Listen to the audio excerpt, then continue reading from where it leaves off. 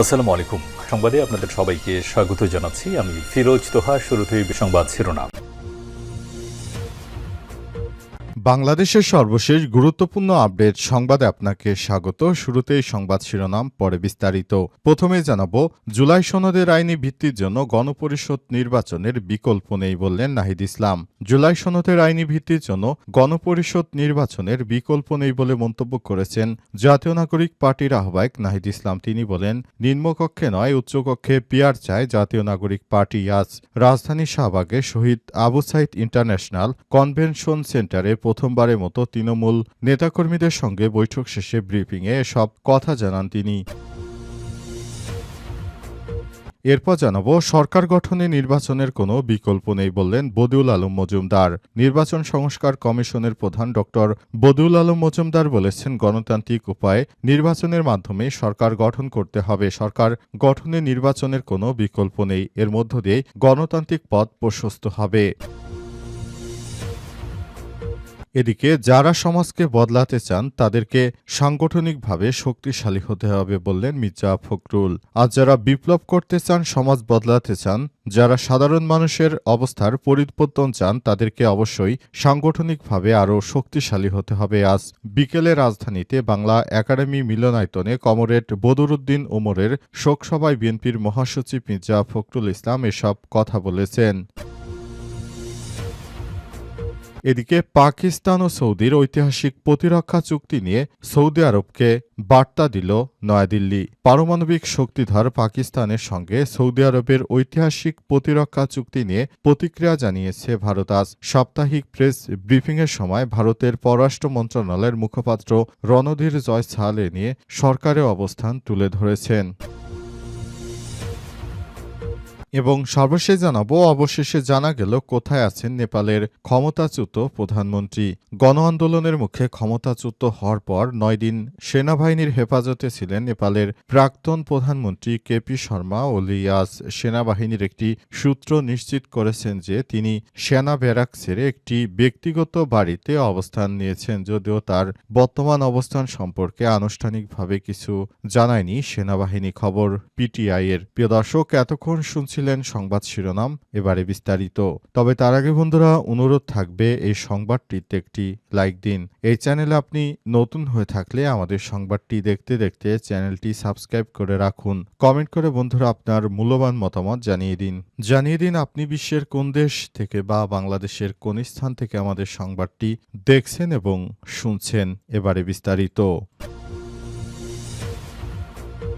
জুলাই সনদের আইনি ভিত্তির জন্য গণপরিষদ নির্বাচনের বিকল্প নেই বললেন নাহিদ ইসলাম।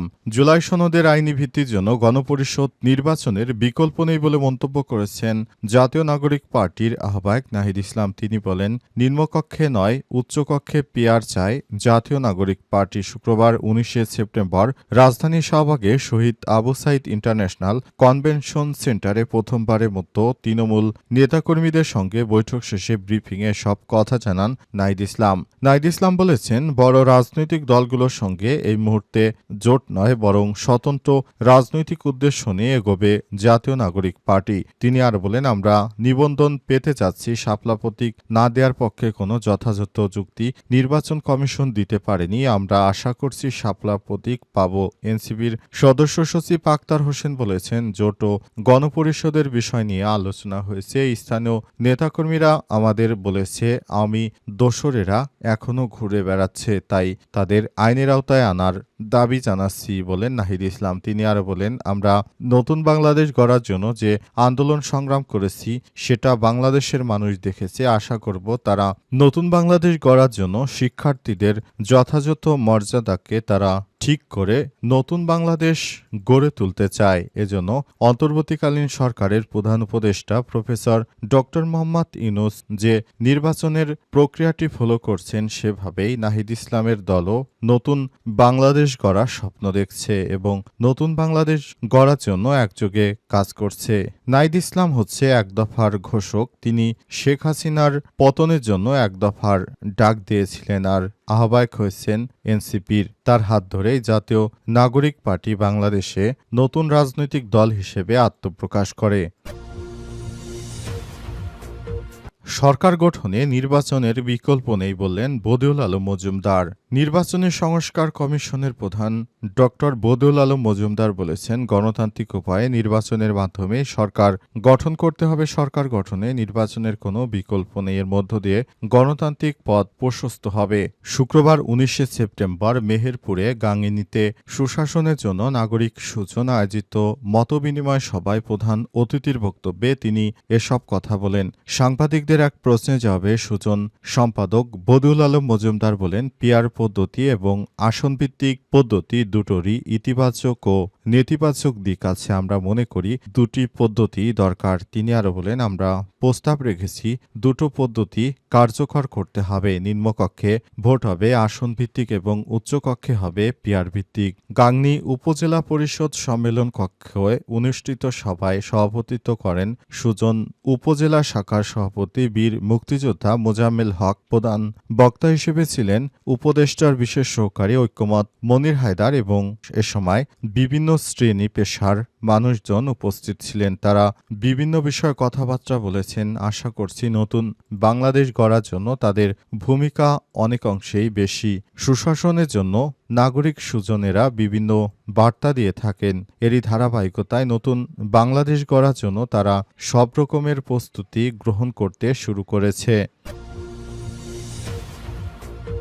যারা সমাজ বদলাতে চান তাদেরকে সাংগঠনিকভাবে শক্তিশালী হতে হবে বললেন মির্জা ফখরুল। আজ যারা বিপ্লব করতে চান, সমাজ বদলাতে চান, যারা সাধারণ মানুষের অবস্থান পরিবর্তন করতে চান, তাদেরকে অবশ্যই সাংগঠনিকভাবে শক্তিশালী হতে হবে। বিকেলে রাজধানীতে বাংলা একাডেমির মিলনায়তনে কমরেড বদরুদ্দিন ওমরের শোকসভায় বিএনপির মহাসচিব মির্জা ফখরুল ইসলাম আলমগীর এসব কথা বলেছেন। মির্জা ফখরুল ইসলাম আলমগীর বলেছেন, আলোচনা সভায় একটা কথা এখানে খুব জোরে সরে এসেছে, তা হলো সংগঠন। আমার মনে হয় ব্যক্তিগত ধারণা থেকে বিপ্লব তখনই সফল হয় যখন সংগঠন থাকে। আজকে যে একটা হতাশা এসেছে, এই হতাশার মূল কারণ হচ্ছে সংগঠনের অভাব। বিপ্লবী সংগঠন যদি না থাকে তাহলে বিপ্লব হয় না। তিনি আরো বলেন, যারা বিপ্লব করতে চান, সমাজ বদলাতে চান, তাদেরকে অনেক বেশি ভূমিকা রাখতে হবে। সাধারণ মানুষের মন জয় করতে হবে, তা না হলে আপনারা কোনো কিছুই করতে পারবেন না। তাই আপনারা যদি সাধারণ মানুষের মনকে বুঝতে চান, তাহলে আপনাদেরকে সাংগঠনিকভাবে আরও শক্তিশালী হয়ে কাজ করতে হবে। তা না হলে আপনারা কখনোই এই ঘুণে ধরা সমাজের পরিবর্তন করতে পারবেন না। আপনাদেরকে আরও বেশি শক্তিশালী, দায়িত্বশীল হতে হবে। দেশের দায়িত্ব আপনাদেরকেই নিতে হবে। নতুন বাংলাদেশের দিকে তাকিয়ে আছে সবাই। হঠাৎ করে মির্জা ফখরুলের এই ধরনের কথাবার্তায় নতুন বাংলাদেশ গড়ার ইঙ্গিত পাওয়া যাচ্ছে। তাহলে কি বিএনপি সবকিছু ভুলে নতুন পথে এগোবে, নাকি কোন দিকে যাবে, সেটি এখন দেখার বিষয়। পাকিস্তান সৌদির ঐতিহাসিক প্রতিরক্ষা চুক্তি নিয়ে রিয়াদকে বার্তা দিল নয়াদিল্লি। পারমাণবিক শক্তিধর পাকিস্তানের সঙ্গে সৌদি আরবের ঐতিহাসিক প্রতিরক্ষা চুক্তি নিয়ে প্রতিক্রিয়া জানিয়েছে ভারত। আজ সাপ্তাহিক প্রেস ব্রিফিংয়ে ভারতের পররাষ্ট্র মন্ত্রণালয়ের মুখপাত্র রণধীর জয়সওয়াল এই নিয়ে সরকারের অবস্থান তুলে ধরেন। এ সময় সৌদি আরবের সঙ্গে ভারতের কৌশলগত অংশীদারিত্বের কথা তুলে ধরেন তিনি, যা গত কয়েক বছর আরও গভীর হয়েছে। জয়সওয়াল বলেন, নয়াদিল্লি আশা করে রিয়াদ পারস্পরিক স্বার্থ এবং সংবেদনশীলতাগুলো মনে রাখবে। প্রতিরক্ষা চুক্তির বিষয় তিনি বলেন, আমরা সৌদি আরব এবং পাকিস্তানের মধ্যে একটি কৌশলগত পারস্পরিক প্রতিরক্ষা চুক্তি সইয়ের খবর দেখেছি। আমাদের জাতীয় নিরাপত্তার পাশাপাশি আঞ্চলিক ও বৈশ্বিক স্থিতিশীলতার জন্য এই চুক্তির প্রভাবগুলো বিবেচনা করা হবে। এর আগে বৃহস্পতিবার পররাষ্ট্র মন্ত্রণালয়ের এক বিবৃতিতে জানিয়েছে, দেশের জাতীয় স্বার্থ রক্ষা এবং সকল ক্ষেত্রে সার্বিক জাতীয় নিরাপত্তা নিশ্চিত করার জন্য সরকার সকল পদক্ষেপ নেবে। গত বুধবার সৌদি পাকিস্তানের মধ্যে একটি ঐতিহাসিক চুক্তি সই হয়। এরপরই তোলপাড় চলছে বিশ্বজুড়ে। চুক্তি অনুযায়ী উভয় দেশের উপর যে কোনো আক্রমণকে উভয় দেশের বিরুদ্ধে আগ্রাসন হিসেবে বিবেচনা করা হবে এবং এর বিরুদ্ধে দুই দেশই একসঙ্গে মোকাবিলা করবে। এই চুক্তি এমন সময় হলো, যার কিছুদিন আগে কাতারে হামাসের নেতৃত্বের উপর ইসরায়েলি হামলার ঘটনা ঘটে। চুক্তিটি দুই দেশের মধ্যে 8 দশক ধরে চলমান ঐতিহাসিক অংশীদারিত্বের উপর ভিত্তি করে তৈরি হয়েছে।